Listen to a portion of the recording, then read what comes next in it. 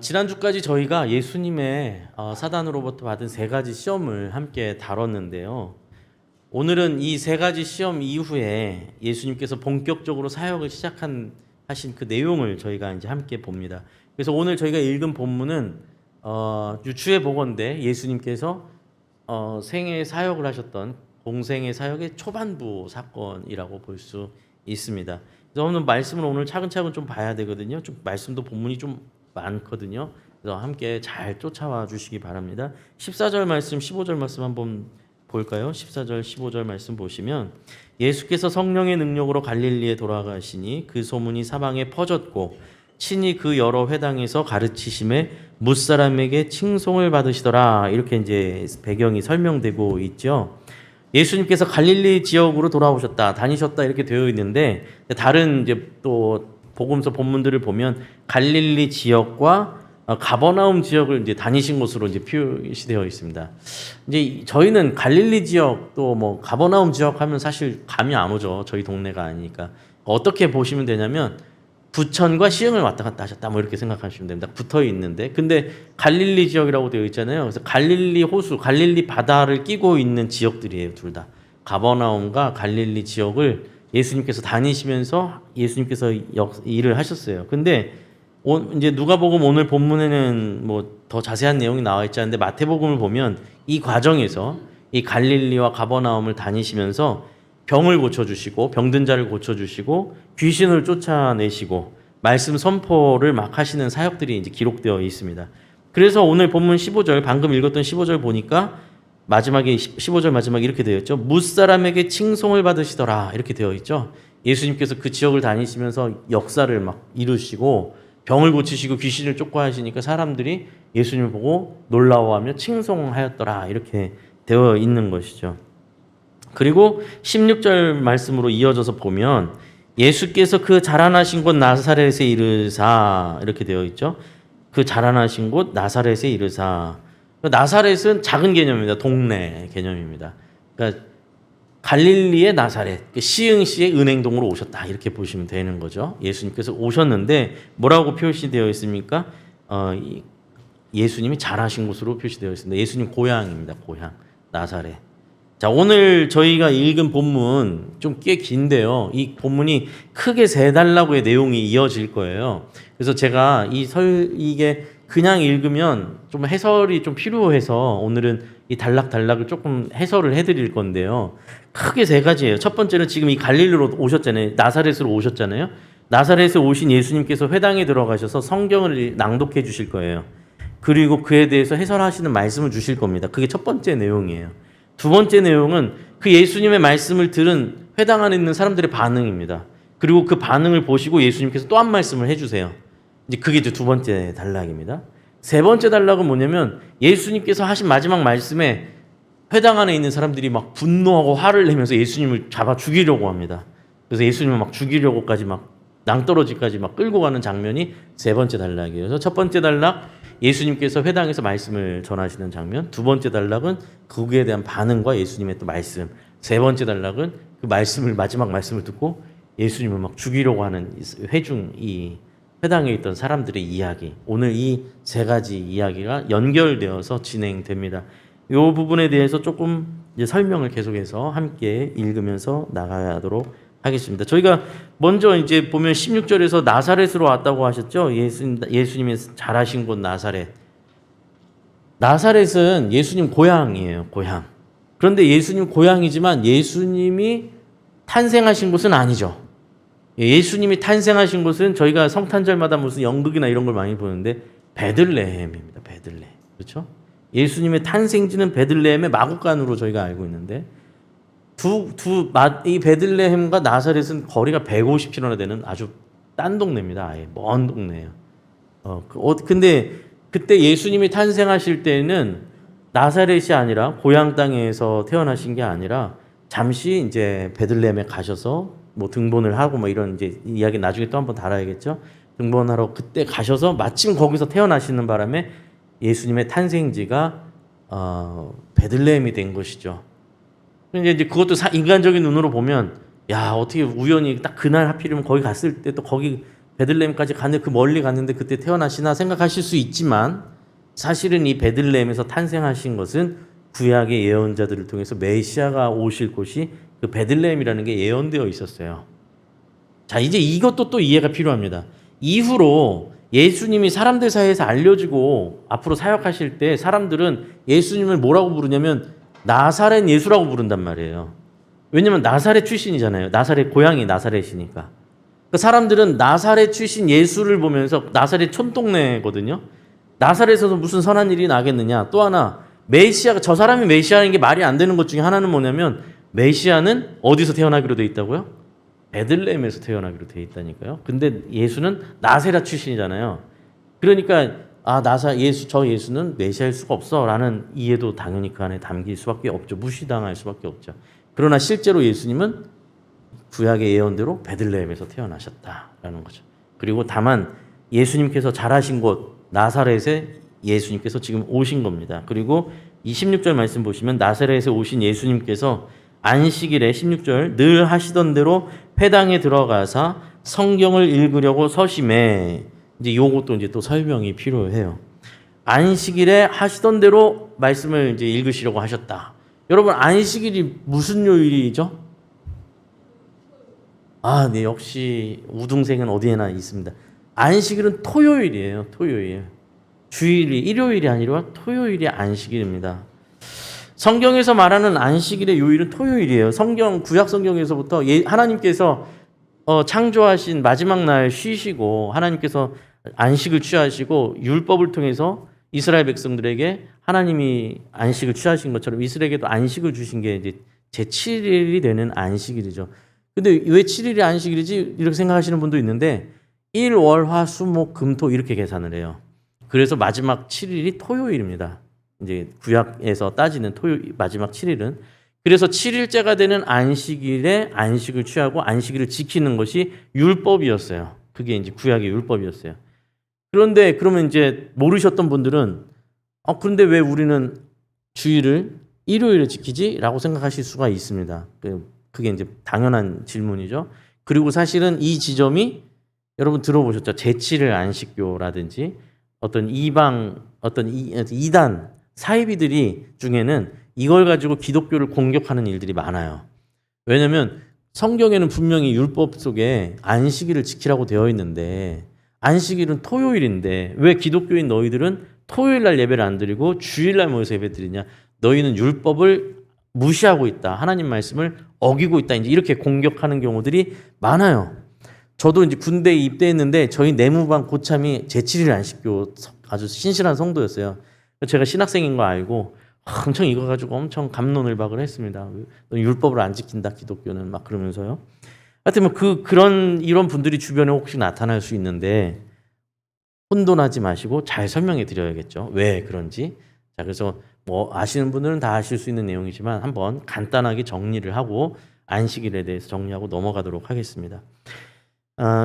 여러분 기독교에서 말하는 구약의 모든 율법은요. 누구로 인해서 완성이 될까요? 예수 그리스도를 통해서 완성이 돼요. 구약에서 하나님께서 주신 모든 율법과 제사제도의 실체, 완성이 바로 예수님이세요. 뭐 아주 단적인 예를 들자면 구약시대 제사제도들이 막 있지 않습니까? 번제, 화목제, 속죄제, 속건제 5대 제사가 있는데 5대 제사를 지금은 저희가 안 드리고 있잖아요. 왜 하나님께서 율법으로 명하셨는데 왜 안 지킵니까? 이 모든 제사의 원형이 되시고 이 모든 제사를 단번에 이루신 예수 그리스도가 이 모든 제사를 이루신 분으로 보기 때문에 우리는 예배로 이제 예수님을 통해서 예배를 드리는 게 저희의 믿음이고 신앙 성경에 대한 이해라는 것이죠. 자, 그럼 다시 안식일로 넘어올게요. 안식일은 그럼 뭐냐?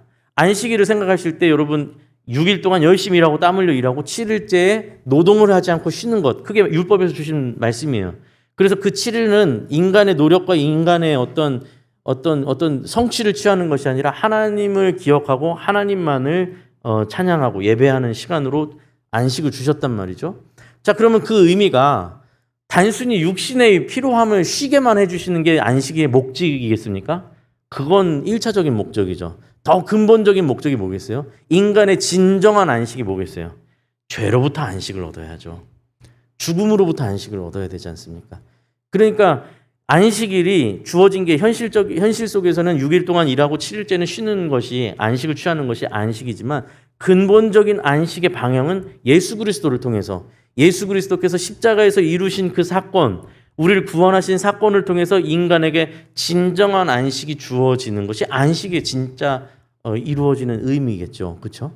그러면 이제 다시 이제 저희가 이제 일요일을 찾아가고 있습니다, 지금. 예수님이 십자가에서 죽으신 요일이 금요일이고 금, 토, 일 사흘 만에 부활하시잖아요. 금, 토, 일 사흘 주일이 되는 일요일 아침에 예수님께서 부활하시는 거예요. 그래서 예수님이 이 십자가 사역을 이루시고 부활로 완성하시는 그 예수님이 부활하신 그날을 기념하여 예배를 드리고 있는 게 저희입니다. 그렇죠? 자, 근데 이제 제가 이렇게 설명해도 어떤 이제 좀 예리하고 날카로운 분들은 이거 이 개신교에서만 그렇게 해석하는 거 아니냐? 이거 여기요. 다른 혹시 제7일 안식교가 말하는 게 그 해석이 맞을 수도 있는 거 아니야? 성경을 그렇게 해석하는 건 우리만의 해석 아니야? 혹시 생각하실 수도 있는데 마음 놓으셔도 됩니다. 왜냐하면 예수님께서 이제 제자들 앞에서 사람들 앞에서 승천하시잖아요. 그리고 나서 제자들이 이제 사도가 되어서 막 복음을 전하고 교회들이 막 세워지기 시작하잖아요. 그게 이제 사도행전 내용이거든요. 그 사도행전을 가만히 깊게 들여다보면 사도행전 초반에 보면 이 성도들이 안식일도 지키고 토요일 안식일도 지키고 안식 후 첫날도 지켜요. 안식 후 첫날이면 일요일이 되겠죠. 그래서 사도행전 초반에 보면 사람들이 안식일에도 모이고 안식 후 첫날 일요일에도 모여서 모임을 갖는 게 보여요. 그런데 후반부로 가면 어떻게 되냐면 점점 안식일이 사라져고 마지막에 안식 후 첫날 모이고 있는 게 보여요. 무슨 의미일까요? 초대교회 처음 교회 사도들 예수님의 제자들과 처음 교회의 성도들이 시간이 흘러가면서 이제 완전 이해를 하기 시작한 거예요.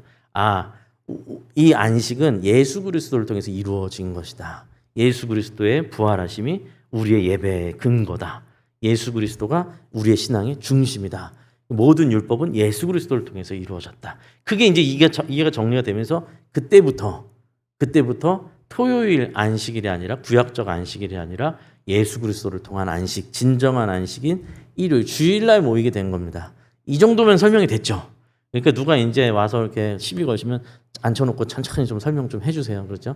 혼돈하지 마시고 헷갈리시는 분도 있어요. 우리가 잘못된 거 아니야? 뭐 이러면서 전혀 그렇지 않고 저희가 만들어낸 게 아니라 예수님의 제자 사도들 때부터 이미 안식 후 첫날 모여서 예배를 드리기 시작했어요. 지금까지 이렇게 온 겁니다. 자, 이제 그럼 다시 이제 돌아갑니다. 안식일에 늘 하시던 대로 회당에서 성경을 읽으시려고 서셨다라고 되어 있어요. 이게 지금 그냥 막 지나가면 지나갈 수 있는데 설명을 안 하고선 너무 불편해서 제가 계속 설명을 해야 돼요. 회당은 또 뭐예요? 회당은 갑자기 회당도 또 한 번 정도는 설명을 해야 될 거 아니에요, 그렇죠? 회당은 뭐냐면요, 회당은 구약 이스라엘이 결국 하나님을 멀리하고 하나님께 떠나서 결국 망하는 게 구약 역사거든요. 구약 성경에 나오는 이스라엘 역사.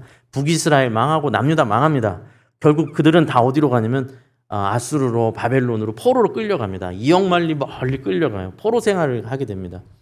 너무 비참한 상태가 되죠. 그 포로 생활에 가서야 이제 조금씩 정신 차리는 거예요. 우리가 하나님을 멀리해서 이 꼴이 되고 말았구나. 그러면서 다시 여호와께로 어떻게 돌아가야 되는데 하다 보니까 이제 그 포로지에서도 그들이 하나님께 기도도 하고 예배를 드려야 될 거 아니에요. 근데 성전이 없잖아요. 뭐 노예가 무슨 포로들이 무슨 뭘 할 수 있어요. 그러니까 조그만 처소를 만든다든지 아니면 있는 걸 어떻게 잘 정리해가지고 각 곳곳에 기도 처소를 만들고 그곳에 가서 기도를 하기도 하고 모여서 예배를 드리게 합니다. 시작합니다. 그게 회당이 되는 거예요. 그 회당이 지금까지 이렇게 회당 문화가 내려와서 예수님 시대에도 이제 동네마다 회당들이 있고 안식일이 되면 이제 이때 아직은 안식은 토요일이죠. 안식일에 그들이 모여서 예배를 드리는 상황이죠. 자, 계속해서 이해되고 있죠? 그런데 그 안식일에 예수님께서 오셔서 회당에 들어오셔서 성경을 읽으시려고 앞에 가서 서셨대요. 이건 또 뭔가라고 생각하실 텐데 이건 조금 이해하기가 쉽죠. 오늘날 저희가 예배 드릴 때 하나님 말씀을 전하듯이 이제 랍비라든지 이렇게 말씀을 맡은 자들이 앞에 나와서 하나님 말씀을 봉독하고 그거에 대한 해설을 이렇게 강론하듯이 이야기하는 것이 있었는데 요때 지금 예수님이 하신 것은 하프타라라고 해서 선지자들의 글을 먼저 읽고 선지자들의 예언자 선지자들의 글을 읽고 그것을 하나님의 말씀에 연결해서 하나님 이제 설교하듯이 전달하는 방식을 하프타라라고 하는데 그걸 예수님께서 지금 하고 계신 겁니다. 그래서 사람들이 이제 아무래도 아까 전에 갈릴리와 가버나움 지역에 예수님이 다니시면서 막 이적을 행하시고 병 고치시고 귀신 막 고치셨다는 소문이 막 여기까지 들렸다 했잖아요. 그 소문을 들은 사람들이 예수님이 이제 드디어 고향에 와서 회당에 들어오고 앞자리에 이렇게 나오니까 아 예수가 뭔가 할 말이 있나 보다. 뭔가 이제 뭔가 보여주려나 보다. 약간 그런 생각을 가지고 이 말씀을 맡은 자가 예수님한테 그걸 내민 겁니다. 한번 당신 그래 한번 말씀을 해보시오. 읽어보시오. 딱 내미니까 예수님께서 그 말씀을 받아서 그 책을 펴시고 말씀을 읽는데 17절 말씀 보니까 선지자 이사야의 글을 드렸습니다. 이사야서를 드린 거죠. 오늘날로 보면요. 구약 이사야서를 예수님 앞에 드렸고 예수님이 책을 펴서 이렇게 기록된 데를 찾으신 예수님께서 직접 찾으셨어요. 본문을. 근데 여기서는 책이라고 표현되어 있지만 사실 이 시대에는 이런 책이 없었고요. 두루마리로 되어 있는 겁니다. 두루마리를 이렇게 펼치셔서 그곳에서 한 본문을 찾으시고 낭독을 하셨는데 오늘날 저희가 보고 있는 책으로 치자면 이사야서 61장의 한 본문을 읽으셨어요. 자, 그 본문이 18절, 19절 말씀인데요. 이사야 선지자를 통해서 하나님께서 주신 말씀, 그 말씀을 함께 한 목소리로 함께 읽겠습니다. 18절, 19절 시작. 주의 성령이 내게 임하셨으니 이는 가난한 자에게 복음을 전하게 하시려고 내게 기름을 부으시고 나를 보내사 포로된 자에게 자유를 눈먼 자에게 다시 보게 함을 전파하며 눌린 자를 자유롭게 하고 주의 은혜의 해를 전파하게 하려 하심이라 하였더라. 네, 이 말씀을 예수님께서 낭독하셨어요. 그리고 20절 보면 예수님은 그 두루마리 말씀을 보관하는 자에게 다시 넘겨주십니다. 그러자 회당 안에 있던 사람들이 예수님을 딱 주목해서 지켜보는 장면이 묘사되고 있습니다. 뭐 당연하지 어떻게 보면요. 지금 이제 설교자가 앞에 서 있을 때 이렇게 집중해서 보시는 것과 같은 거예요. 자, 그런데 여기서 한 가지 또 하나만 더 공부하고 가야 됩니다. 이 상황에 대해서 조금 설명이 필요해요. 예수님께서 지금 직접 고르신 말씀, 이 이사야서 말씀에 관해서 조금 더 저희가 생각할 필요가 있어요. 여러분 이 자리, 지금 이 이야기의 자리, 회당 안에 있는 이스라엘 백성들의 처지와 상황을 조금 더 이해하실 필요가 있습니다. 아까 말씀드렸다시피 이스라엘은 나라 국권을 빼앗기고 포로 생활을 겪고 또 고향에 돌아왔지만 여전히 주권이 없는 상태로 강대국들이 일어설 때마다 여기에 치이고 저기에 치이면서 굉장히 고통스러운 역사를 수백 년 동안 이어져 내려온 상태예요, 여러분, 뭐 우리는 일제강점기를 떠올리면 되겠죠. 서러움과 고통 속에 있는 이스라엘 백성입니다. 근데 안식일을 맞이해서 회당에 와서 무슨 기도를 하고 무슨 마음을 가지고 오겠어요?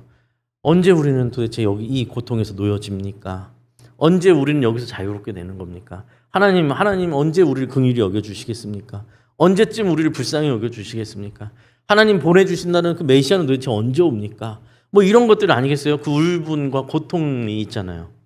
하나님 너무 고통스럽습니다. 이런 마음의 상태인 이스라엘 백성 전반적인 이 정서가 그런 상태란 말이에요. 그럼 그 가운데서도 회당에 나와서 지금 안식일을 지켜서 회당에 나와서 예배를 드리는 사람들의 마음은 얼마나 그런 마음이겠어요? 그런데 예수님께서 지금 직접 찾으셔서 낭독해 주신 본문 말씀 다시 한번 보세요. 뭐라고 말씀하고 계신가? 주의 성령이 내게 임하였으니 이는 가난한 자에게 복음을 전하게 하시려고 내게 기름을 부으시고 나를 보내사 포로된 자에게 자유를 눈먼 자에게 다시 보게 함을 전파하며 눌린 자를 자유롭게 하고 주의 은혜의 해를 전파하게 하려 하십니다. 이 말씀을 읽으셨단 말이에요, 예수님이. 이 말씀은요, 이스라엘 민족의 회복에 대한 약속이거든요. 이 마지막에 나오는 주의 은혜의 해를 전파한다 하면 이스라엘 백성들은 바로 딱 떠오르 희년을 떠올려요. 은혜의 해. 하나님께서 모든 자유를 선포하시는 해. 모든 눌린 자들, 모든 포로들을 자유케 하시는 그 도대체 이 날이 우리에게 언제 오는가? 이걸 기다리고 있는데 예수님께서 마침 그날 본문을 읽으시는데 이 말씀을 그들이 마음속에 그렇게 애타게 기다리고 있는 이 이스라엘의 회복의 말씀을 읽어주시는 거예요. 그래서 마음이 읽으면서도 그 낭독하는 걸 들으면서도 마음이 이제 뭐라고 할까요? 막 막 울컥하는 상황일 수밖에 없는 거죠. 이 말씀이 그래 그 말씀 우리가 얼마나 기다리는 말씀인가. 우리가 언제 다시 이 이스라엘이 이 다윗과 솔로몬의 시대로 언제 그렇게 다시 우리는 일어설 수 있을까? 뭐 이걸 바라는 거죠. 여러분 그 예전에 그 지금은 안 하죠. 제가 알기로 지금 하는데 왜 군대 위문 공연 가서 프로그램 TV 프로그램 있잖아요. 엄마가 보고플 때만 하는 거 있잖아요. 엄마 목소리가 막 무대 뒤에서 들리면 막 저희 어머입니다 하면서 막 뛰어나오고 막 그런 거 있죠. 근데 이제 그 보시면은 그 어머니 나와가지고 나중에 막 상봉하면 막 끌어안고 울고 할 때 카메라가 이제 이 군인들 앉아 있는 군인들한테 보면 다 눈물 닦고 있잖아요. 막 그쵸? 막 어머니 막 목소리 하면 엄마 생각나는 거죠. 막 그래가지고 막 그 심정으로 지금 예수님께서 이 봉독하신 말씀을 낭독하신 이 이사야서 말씀을 들을 때 이들은 그래 이 말씀이 이루어져야 되는데 언제 이루어진단 말이냐. 이제 이 마음으로 이 말씀을 받는 이 회당 분위기가 그런 분위기라는 거예요. 이해되시죠? 충분히. 자, 그런데 이렇게 고요한 상태에서 예수님을 주목하면서 자, 저 말씀을 읽었는데 저 예수는 도대체 뭐라고 그 말씀에 대해서 이야기할까? 주목하여 쳐다볼 때 예수님께서 뭐라고 이 말씀에 대해서 말씀을 하셨는가? 21절 말씀 함께 읽겠습니다. 시작. 이에 예수께서 그들에게 말씀하시되 이 글이 오늘 너희 귀에 응하였느니라 하시니. 아멘. 그런데 이건 예상치 못했던 말씀이에요. 전혀 기대했던 걸 넘어서는 말씀. 그래서 어리둥절하고 굉장히 당황스러운 이야기입니다. 왜냐면요. 예수님 말씀이 무슨 뜻입니까? 이 말씀이 이 글이 이 약속이 너희에게 도착했다. 너희 귀에 들렸다. 지금 너희에게 도착했다. 이루어졌다라는 말이거든요. 그렇잖아요? 이 선지자를 통해 주신 하나님의 약속이 지금 너희가 있는 곳에 임했다. 지금 누구예요? 예수님 자신이잖아요. 예수님. 예. 예수님이 오셨다. 이러는 거죠. 이제부터 시작이다. 보아라. 이거잖아요. 하나님이 어떻게 하나님의 약속을 이루시는지를 보아라. 너희 귀에 이제 도착했다. 이 말씀을 하시는 거예요. 그러니까 사람들이 막 그래도 이렇게 막 약간 말랑말랑한 마음으로 그래 기대하다가 갑자기 정신이 번쩍 드는 거예요. 에? 저렇게 엄청난 말을 한다고? 그럼 이스라엘이 지금 회복된다고? 너무 이제 큰 말인 거예요. 아니 이 어마어마한 로마 제국이 그럼 무너지기라도 한단 말인가? 아니 뭐 그러니까 이런 거죠. 아 하나님의 약속이 곧 이루어질 테니 조금만 참으십시오 하면 그 정도에도 막 감동을 할 거예요. 아니면 하나님이 잊지 않고 계십니다. 이사야를 통해서 주신 이 약속의 말씀을 하나님 분명히 신실하게 지켜내실 테니 기다립시다. 우리 참아냅시다. 이러면 아마 그래 아멘 막 이랬을 거란 말이에요. 근데 그게 아니라 이루어졌느니라 같은 말씀을 하니까 이게 이제 뭐야 이게 이렇게 되는 거예요. 이게 이 말씀이 우리 귀에 도달했다고? 이루어졌다고? 이 말씀은 메시아나 할 수 있는 말인데 저런 말은 네. 이제 됐다 때가 되었다 이 말은 메시아나 할 수 있는 말인데 자기가 그럼 메시아란 말이야 뭐야 이제 이렇게 되는 거죠. 예수가 메시아란 말이야?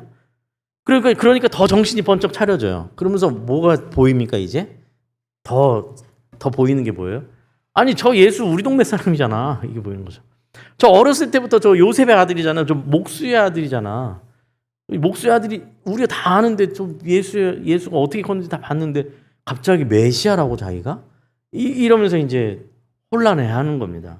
자, 그러자 예수님께서 이 반응을 아시고 그들의 마음을 아시는 주님께서 23절에서 이렇게 말씀을 하시죠. 예수께서 그들에게 이르시되 너희가 반드시 의사야 너 자신을 지키라 고치라 하는 속담을 인용하여 내게 말하기를 우리가 들은 바 가버나움에서 행한 일을 너 내 고향 여기서도 행하라 하리라. 이게 무슨 말일까요? 예수님께서 속담을 하나 드세요. 무슨 속담이냐면 의사야 너 자신부터 먼저 고쳐라. 이제 이런 속담이죠. 예를 들면 이런 거예요. 우리가 뭐 병원에 갔어요. 의사가 왔어요. 자기가 의사라고 하는 사람이 나타났는데 우리가 막 병 걸려서 막 피부가 막 일어났어요. 그래서 의사라고 하니까 이제 가서 고치려고 당신이 의사만 고치자 했는데 보니까 의사가 더 지저분해 막. 그러면 신뢰가 하나도 안 가잖아요. 뭐라고 얘기하겠어요? 야 당신부터 일단 고치고 우리한테 의사님 뭐니 우리한테 하라고 이렇게 말하는 그 속담을 당신부터 믿음직스럽죠. 신뢰가 가지 않는 사람에게 의사야 네 병부터 먼저 고치고 말해라 이렇게 얘기하는 걸 예수님한테 적용하고 있다라는 걸 예수님이 지적하시는 거예요. 예. 그 뭐라고요? 가버나움과 갈릴리를 다니면서 병 고치고 귀신 쫓고 막 했던 그 역사는 우리가 소문으로 들었어. 지금 네가 메시아라는 엄청난 이 말, 입에 감히 담을 수 없는 이 말씀이 약속이 이루어졌다는 이 말을 네가 하려면 우리가 소문으로 들은 것처럼 그런 대단한 기적 정도는 우리한테 보여줘야 말이 되지. 그러니까 먼저 가버나움에서 했다는 그것 좀 우리한테 보여줘봐. 예, 그 기적 좀, 이적 좀 우리한테 보여줘봐. 그래야 우리가 좀 믿지 않겠냐. 안 그래서 네 행색과 네 고향 출신, 뭐 요셉의 아들 목수, 아유 우리가 뻔히 아는데 어떻게 널 믿냐. 이제 이렇게 반응하고 있는 걸 예수님께서 지적하시는 거죠. 그리고 예수님께서 그 뒤에 두 가지 사건을 예를 들어서 말씀하십니다. 두 가지 사건. 실제 있었던 구약 성경에 나오는 두 가지 사건입니다. 한 사건은 엘리야 시대, 구약의 엘리야 선지자가 있었던 사역했던 시대의 사건이고, 하나는 그 뒤를 이어받았던 엘리사 선지자의 사건입니다. 보시면요, 25절 보세요. 내가 참으로 너희에게 이르노니 엘리야 시대에 하늘이 3년 6개월간 닫히어 온 땅에 큰 흉년이 들었을 때 이스라엘에 많은 과부가 있었으되, 엘리야가 서약했던 그 시대에는요, 이스라엘이 너무너무 강팍해지고 우상 숭배에 완전히 빠졌던 시대입니다. 그때 우상들의 대표적인 우상이 뭐냐면 저희가 한 번쯤 들어봤을 바알과 아세라 신이었어요. 여러분, 바알과 아세라 이 우상은 어떤 신이냐면, 바알은 땅의 신이고 아세라는 하늘의 신이에요. 보통이요. 그렇게. 그래서 하늘과 땅의 신이 만나서 사랑을 나누면 비가 내리는 거예요. 그러면 농사가 잘 되겠죠. 풍년이에요. 그래서 그렇게 바알과 아세라 신한테 그렇게 제사를 드리는 거예요. 이스라엘 백성들이 이 당시에 이 엘리야 시대 때 하나님을 섬기는 게 아니라 풍년의 신을 섬기는 겁니다. 먹고 사는 문제를 해결해 주는 신을 섬기는 거예요. 그러자 하나님께서 비를 끊어버리시는 겁니다. 네. 그들이 아무것도 아닌 우상이라는 걸 보여주시는 거죠. 이스라엘 땅은 이 우리나라 토지하고 완전히 달라서요. 땅이 물을 머금고 있는 땅이 아니라 다 스며 사라지는 땅이거든요. 그래서 이스라엘 지형 자체가 비가 멈추면 그때부터 가뭄 시작이에요. 그런데 3년 6개월을 하나님이 물을 끊으시는 거예요. 그러니까 이스라엘이 완전 가뭄 속에, 대가뭄 속에 들어가는 거죠. 대흉년 속에 들어갑니다. 먹고 사는 것 자체 생존이 힘든 시대로 들어가 버립니다. 그 중에서도 이렇게 먹고 살기 힘든데 사회 가장 취약층, 더 힘든 사람은 누구겠습니까? 그 대표적으로 과부예요. 과부는 당시에 경제 활동을 할 수가 없고 누군가 돌봐줘야 되는데, 풍요로울 때야 그래도 돌봐주는 사람들이 있을 텐데 자기도 먹기 살기 힘든데 누구를 돌봐주겠어요? 자, 근데 이거 뭐라고 말씀하고 계시냐면, 예수님께서 3년 6개월 동안 닫히어서 비가 닫힌 거죠. 온 땅에 큰 흉년이 들었을 때 이스라엘에 많은 과부가 있었어요. 이스라엘 땅에 많은 과부가 있었습니다. 그런데 이스라엘은 여전히 하나님을 배척하고 하나님께 순종하지 않습니다. 돌이키지 않아요. 이때 엘리야를 하나님이 누구한테 보내시냐면, 이 많은 이스라엘에 있는 과부가 아니라 저기 26절에 있죠. 엘리야가 그중 한 사람에게 보내심을 받지 않고 오직 시돈 땅에 있는 사렙다의 한 과부에게 보내졌다라고 해요. 이방 여인에게 보냈습니다. 이방 과부에게 보내져요. 이 사건도 재밌어요. 이 시돈 땅에 있는 사렙다 한 과부는요, 아들하고 살고 있습니다. 근데 이제 엘리야가 찾아와가지고 나한테 물 좀 달라고 해요. 여러분, 지금 물이 얼마나 귀한 시대인데, 그 뭐 자기랑 무슨 친분이 있는 것도 아니고 물을 달라고. 그러니까 또 이 과부가 물을 갖다 드려요. 근데 여기서 더 뻔뻔하게 떡 좀 달래요. 지금 먹고 그러니까 이 과부가요, 솔직하게 말해요. 제가 사실은 아들하고 사는데 어린 아들하고 제가 마지막 먹고 더 이상 이제 다 떨어져서 밀가루 요걸로 마지막 저는 이제 부쳐 먹고 이제 우리가 이거 먹고 이제 굶어서 죽게 생겼다 하는 이 마지막 떡을 당신에게 드리겠습니다 하고 그걸 붙여줘요. 또 자기 생명인데, 자기 아들하고 생명인데 왜 주냐? 당신의 하나님의 사람이니 내가 당신께 드립니다. 너무 아이러니한 사건인 거죠, 이게요. 이스라엘은, 하나님의 제사장 나라인 이스라엘은 하나님을 거부하고 이 엘리야를 통해서 돌아오라 해도 절대로 돌아오지 않고 3년 6개월이 이렇게 끈질기게 회복하지 않고 회개하지 않고 있는데, 이 시돈 땅, 여러분 시돈 땅이 어디냐면 이방 땅에서도 아까 말했던 바알의 근거지예요. 거기가 본산지입니다. 그 바알의 본산지인 시돈 땅에 있는 과부 이방 여인이 오히려 엘리야를 하나님의 사람으로 받고 그를 공양하고 있어요. 그러자 엘리야가 그 집에 축복을 내려서 이 흉년이 끝날 때까지 그 집에 음식이 떨어지지 않게 만들어 버립니다. 하나님의 축복이, 하나님의 은혜가 그 집에 임한 거예요. 있을 수 없는 일이죠. 이스라엘 사람들에게는, 이방 여인에게, 그 우상 숭배 도시에, 핵심 도시에, 거기에 이방 여인에게, 과부에게, 이스라엘이 아니라. 자, 이 첫 번째 사건을 말씀하신 다음에 두 번째 사건을 또 말씀하세요. 엘리야 시대가 아니라 이번에 엘리사, 그 다음 시대입니다. 마찬가지로 이스라엘은 엉망진창입니다. 근데 이제 요건 조금 많이 유명한 사건이라서 아마 들어보셨을 거예요. 나아만 장군이 찾아옵니다. 나아만 장군은 여기 수리아 사람이 이 이스라엘로 치면 이제 적국이에요. 붙어 있는 인접한 적국이고 적국의 군대 장관입니다. 그러니까 원수잖아요, 원수. 그런데 그 사람이 나병에 걸렸어요. 네, 지금으로 좀 한센병이죠. 그 당시에 나병은 더 끔찍합니다. 다 썩어져가고 다 이제 몸이. 근데 고칠 방법이 없는 거예요. 그런데 소문으로 뭘 들었냐면 이스라엘에 가면 하나님의 사람 선지자가 있는데 그가 하나님께 간구하면 이루어지지 않는 일이 없다라는 소문을 들은 거예요. 그러니까 나하만이 자기네 나라에서 안 해본 게 뭐가 있겠어요. 다 했는데도 안 되잖아요. 그러니까 그 이스라엘의 선지자를, 하나님의 선지자라는 사람을 찾아서 옵니다. 그래서 엘리사의 집 앞까지 오는 거예요. 재물을 잔뜩 실어서 오죠. 자기 또 그게 있잖아요. 지위와 체면이 있잖아요. 게다가 뭐 그런 걸 떠나서도 이 병만 고칠 수 있다면 뭘 안 하겠어요. 잔뜩 싣고 와고도 아마 호위 병사들도 쫙 왔을 겁니다. 와가지고 엘리사 집 앞에서 정중하게 요청합니다.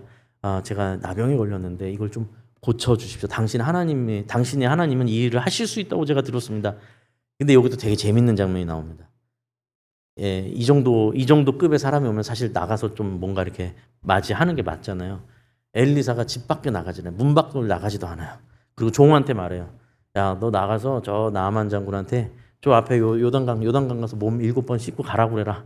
이렇게 말을 해요. 그 나아만이 처음에 종이 나와서 그 얘기하니까 막 분이 막 일어나가지고 야, 내가 이런 소리 들으려고 여기까지 왔냐? 내가 자존심 다 죽이고 여기까지 왔는데 내가 그거 뭐 씻지 않아서 내가 이렇게 된 거냐? 아니면 적어도 자기가 나와서 선지자라는 사람이 나와서 굿을 하든 뭐 막 뭘 하든 뭔가 보여주면서 뭔가 퍼포먼스가 있어야지.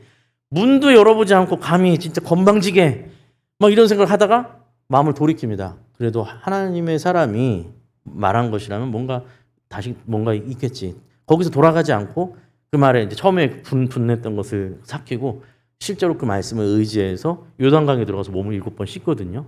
그 7번째 씻고 딱 나올 때 표현된 대로라면 아기 피부처럼 깨끗하게 나왔다는 거죠. 근데 그게 누구라고요? 적국의 수장이었던 군대 장관이 그렇게 은혜를 받았다고요. 이스라엘은 하나님의 은혜를 받지 못하고. 자, 이 이야기를 하는 거예요. 그러니까 이야기를 가만히 듣고 있었던 이 회당에 있던 예수님의 말씀을 지금 예수님께서 엘리야 시대의 사르밧 과부를 기억하느냐, 엘리사 시대의 나아만 장군을 기억하느냐, 이렇게 얘기를 하니까 가만히 들어보니까 이게 무슨 얘기입니까? 지금 이 얘기가 무슨 얘기예요? 자기들이 그 이스라엘 사람들이라는 거잖아요, 지금. 너희들이 지금 이 하나님의 약속을 너희에게 지금 선포하는데 그걸 받지 않고 그것을 받아치고 있는 너희가 바로 그 엘리사 시대의 이스라엘, 엘리야 시대의 이스라엘과 똑같은 거 아니냐? 그러면 이 약속은 누구에게로 넘어가느냐? 저 이방 사람들에게 넘어갈 것이다. 너희는 축복의 대상이 될 수가 없게 된다. 저주예요, 저주. 그러니까 이게 이제 이 사람들이 팍 열받은 거죠. 아니, 지가 메시아라고 하는 것도 못 들어서 이제는 우리가 그 비참했던 시대를 떠올리면서 들먹이면서 우리가 그러면 이제 저주의 대상이 된 거냐? 우리가 벌 받고 있는 거냐? 막 이제 이렇게 돼서 예수님을 막 이제 끌고 벼랑 끝으로 가서 이제 죽이려고 하는 상황으로 온 것이죠. 근데 이제 내용을 마지막 30절 보면요. 그렇게 벼랑 끝까지 갔는데 예수님께서 그들 가운데로 지나서 다시 나오시는 장면이 나와요. 이건 이게 뭐지? 이렇게 생각하실 수 있는데 이제 앞으로도 몇 번 이런 상황이 나오는데 아마도 추측하기로 예수님께서 마지막 그 상황에서 예수님의 신적 권위를 드러내신 것 같아요. 그래서 사람들이 권위에 압도돼서 감히 손도 못 대고 예수님이 유유히 지나오지만 잡지 못하는 것으로 보입니다. 왜냐하면 아직 예수님의 때가 되지 않았거든요. 예수님의 죽으심은 여기서 죽으실 게 아니라 십자가 사건까지 하셔야 될 일들이 있기 때문에 예수님이 이 상황에서 예수님의 시적 권위를 딱 드러내신 것 같고, 예수님은 이제 미워하고 분노하지만 예수님을 유유히 지나가 나가시는 예수님을 어떻게 잡지는 못하고 분에 떨면서 예수님을 보내드리는 장면으로 이제 보이고 있습니다. 여기까지는 우리가 이제 완전히 본문을 꼼꼼히 살펴본 거예요. 자, 우리 그럼 마지막으로 우리가 이 말씀에 대해서 한번 생각을 해봅시다. 사실 따지고 보면 이 회당 안에 있는 사람처럼 복받은 사람들이 어디 있어요? 그렇죠? 여러분, 예수님이 오셔서 회당에 오셔서 직접 하나님의 말씀을 읽으시면서 이 말씀이 너에게 도착했다. 당신 스스로 예수님께서 이 말씀을 직접 들을 수 있는 건 얼마나 큰 축복이에요, 사실은. 그런데 그들은 그 복을 복으로 받지 못했어요. 오히려 그 복을 예수님을 죽이는 원인으로 삼았어요. 그렇죠? 이런 일이 왜 일어나느냐라는 겁니다. 어떻게 이런 일이 일어나는? 왜냐하면 그들이 예수님을 바라볼 때 예수님께서 이사야서 말씀을 읽고 해설을 하려고 하실 때 주목하여 쳐다봤던 그 눈빛에는 무엇이 있느냐면 자기들이 갖고 있는 소망이 담겨 있기 때문에 그렇습니다. 자기들의 소원. 그죠? 이사야 선지자를 통해서 주신 말씀에 이사야서 말씀을 통해서 바라고 있는 소망, 그 말씀을 어떻게 해서 자기가 해석하고 있냐면 이 모든 현실의 문제를 벗어나게 하실 하나님의 약속으로 받고 있단 말이에요. 이 모든 형편과 상황, 로마 제국이 물러나고 다시 다윗과 솔로몬의 영광이 회복되는 그 영광의 역사를 기대하고 있는데 그 초라한 예수가 이게 이루어졌어라고 말하니 뭐야가 되는 거죠. 무슨 소리야? 너같이 초라한 사람이 이런 말을 하면 어떡해? 아니면 적어도 네가 가버나움에서 보여줬던 엄청난 이적이라도 보여줘야 우리가 귀라도 한번 들어보지. 이건 말이 안 되잖아. 지금 네가 이런 말을 하면 안 되지. 로 받아들인 게 이제 꼬여서 이렇게 돼버린 거 아닙니까? 예수님께서 이 땅에서 이루실 회복과 구원을 로마 제국의 압제에서 벗어나는 수준의 것으로 받아들였기 때문에 그렇게 엇나가기 시작한 겁니다. 그러나 예수님은 그게 아니라는 거죠. 예수님은 너희의 환경과 조건이 바뀌는 것이 구원이 아니라 너희의 내면이, 너희의 속사람이 바뀌는 것이 구원이라고 밝히시고 계신 거예요. 여러분, 이 말씀을 잘 받으셔야 됩니다. 우리의 구원은요, 여러분, 우리의 구원은 우리의 속사람이 바뀌는 것에서 시작되는 거예요. 하나님의 말씀이 선포되면 그것이 내 소원과 맞지 않아도, 내 예상과 좀 맞지 않아도, 내 기대와 맞지 않아도 진리가 선포되고 그 진리가 진리라는 것이 드러날 때 순종하여 엎드리는 것, 내 욕구와 내 생각과는 다르지만, 내가 바라는 소원과는 좀 다르지만 하나님의 진리의 말씀이 좀 찔리고 아프지만 그것이 진리로 우리에게 선포되었을 때 그 앞에 엎드리는 것, 사실은 그게 구원이죠. 진짜 구원이죠. 여러분, 우리의 믿음의 대상이 누구인지를 잘 확인하셔야 합니다. 믿음은 믿음의 대상이 가장 중요한 요소예요. 믿음의 뜨거움이나 열정이 제일 우선순위가 될 수가 없습니다, 여러분. 우리가 보면 종종 혼돈하는 게 우리의 믿음과 신앙을 우리의 감정 상태, 고저 상태랑 혼돈하는 경우가 너무 많아요. 내 소원을 가지고 내가 생각하는 것을 가지고 와서 그 기도 제목을 올려놓고 기도하고 막 철야를 하고 뜨겁기도 하고 찬송하다 보니 감정이 막 복받쳐서 눈물을 흘리고 막 찬송하고 기도하면 그리고 나서 돌아갈 때 우리는 마음이 뭔가 시원하고 하나님께서 내 기도를 들어주신 것 같고 뭔가 은혜를 받은 것처럼 생각하기 쉬운데 다시 전제 조건이 뭐였다고요? 내 소원을 두고 그걸 가지고 간절히 기도하고 뜨겁게 기도해서 눈물을 흘리고 아무리 그렇게 했다 할지라도 그것이 하나님의 은혜가 임한 것이라고 말할 수 없다라는 겁니다. 그건 자기 감정인 거예요. 감정과 신앙은 다른 겁니다. 잘못하면 오히려 그것이야말로 우상 숭배가 되는 겁니다. 자기의 감정의 고조됨을 믿음과 어떤 신앙의 상태로 착각하시면 안 됩니다. 이것이 작동되어서 이 회당 안에 있던 사람들이 예수님을 지금 절벽 끝으로 밀어내려고 하고 있지 않습니까? 그렇죠? 믿음과 신앙의 가장 중요한 요소는 신앙의 대상이 누구냐 합니다. 바른 신앙의 대상을 바르게 포착하는 겁니다. 누굴 믿는가? 그분이 누구신가입니다. 이것을 놓치시면 안 됩니다. 여러분, 예수님을 알아보셔야 합니다. 눈앞에 하나님의 말씀이 너희에게 응했다. 예수님께서 이 글이 오늘 너희에게 응했다 하시는 것처럼 하나님의 말씀이 진리가 선포될 때 나는 그렇게 살기 힘든데 그래도 현실 속에서 하는 건 너무 어려운 일 아니야? 조금 이론적인 얘기 아니야?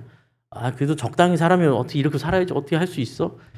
그것이 아니라 주님, 흔들리는 건 하나님의 말씀이 아니라 제가 흔들리는 겁니다. 저를 붙잡아 주십시오. 약속을 지키지 않는 건 하나님이 아니라 제가 하나님의 약속을 받지 못하는 겁니다. 그 마음으로 하나님 앞에 엎드리는 것. 그것이 진리에 대한 바른 태도라는 것을 기억하셔야 합니다. 오늘날 진리가 아닌 어떤 사람의 감정을 채워주기 위한 말씀과 또 어떤 무슨 자기 긍정, 네가 믿는 대로 된다, 이상한 복음들이 기독교 안에도 엄청나게 많이 뿌려지고 있습니다. 다 잘 될 것이다. 예수님께서 이 회당에서 그렇게 말씀하셨으면 아마 환호를 받았겠죠. 그죠? 그게 아니다. 그래서 여러분 기도하실 때 정말 중요한 기도 제목이 뭐냐면 하나님, 제가 진리를 분별할 수 있게 해주십시오 라고 기도하셔야 됩니다. 하나님 말씀을 바로 받게 해주시고 하나님의 말씀을 분별할 수 있게 해주십시오. 그리고 설교자를 위해서도 당연히 기도해 주셔야 돼요. 설교자, 우리 목사님이, 우리 부서의 우리 강도사님, 전도사님들이 하나님의 말씀을 바르게 전할 수 있도록 하나님 붙들어 주십시오. 기도해 주셔야 되고, 뿐만 아니라 성도님들도 하나님의 말씀이 선포될 때 내 생각으로 가로막거나 내 소원으로 치환시키거나 내가 듣고 싶은 대로 왜곡해서 듣는 게 아니라 말씀 그대로 듣게 하여 주옵소서. 내 말씀이 그 말씀에 순종케 하여 주옵소서. 내가 진짜 진리의 길로 들어서 영생의 길로 들어서게 하여 주옵소서.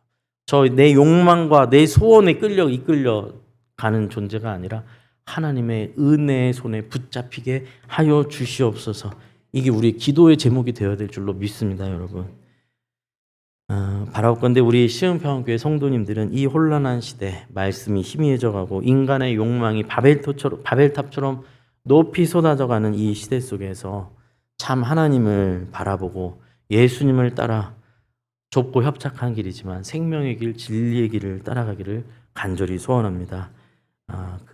이 믿음의 싸움을 여러분 함께 힘을 합해서 홀로 가는 게 아니라 우리 함께 공동체 안에서 함께 힘을 모아 마음 모아 함께 걸어가는 저와 사랑하는 성도님 되시기를 간절히 축원합니다. 기도하겠습니다. 하나님 아버지 감사합니다. 예수님께서 오늘 귀한 말씀을 우리에게 주셨습니다. 주님, 우리가 바르고 건강한 신앙, 참된 진리의 신앙 안에 살아가기를 간절히 소원합니다. 우리의 소원과 우리의 생각과 우리의 뜻으로 하나님을 좌지우지하려 하지 아니하게 하시고 하나님의 말씀 앞에 순종하고 엎드리는 내 감각과 욕망을 따라 살아가는 것이 아니라 그리하여 예수님을 벼랑 끝까지 몰아내는 그런 존재가 되는 것 아니라 주께서 우리에게 말씀하실 때 귀 기울여 듣고 나를 죽이고 예수님 살아나시게 우리를 내어드리는 참된 예수님의 제자 백성 되게 하여 주시옵소서. 이제는 우리 주 예수 그리스도의 은혜와 하나님의 측량할 수 없이 크고 높으신 사랑, 그 귀하고 귀하신 그 사랑과 성령님의 보호하시고 인도하시고 주의 말씀을 우리 마음속에 이해케 하시고 믿게 하시는 그 성령님의 역사하심이 이 자리에 나와 주의 말씀 앞에 엎드리기를 소원하고 주의 말씀이 우리의 삶의 중심이 되기를 소원하는 여기 있는 모든 하나님의 백성들, 자녀들 머리 위에 삶의 터전 위에 이제부터 영원까지 함께해 주시기를 간절히 축원하옵나이다. 아멘.